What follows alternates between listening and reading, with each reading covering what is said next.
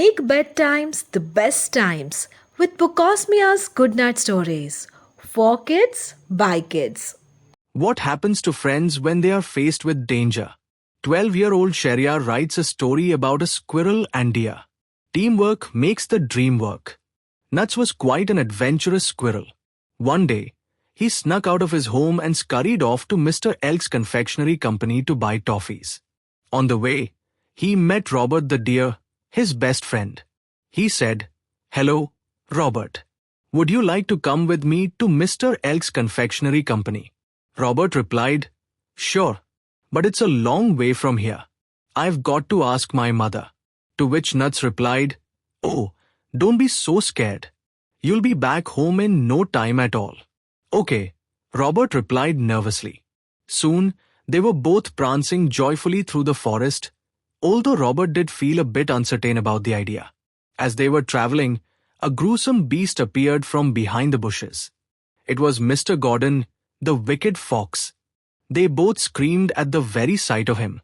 Robert rushed away in panic. But then he realized that he had left Nuts behind.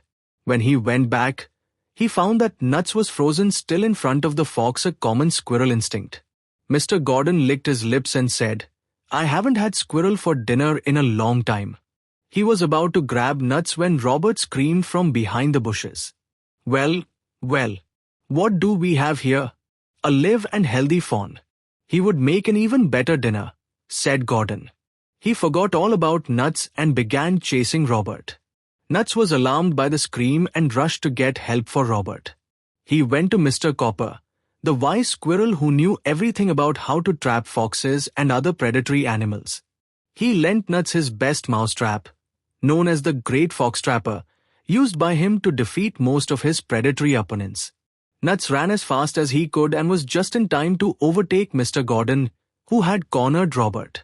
He dropped the mousetrap in his path, and before Gordon could stop himself, his foot got caught in the mousetrap. "OW!"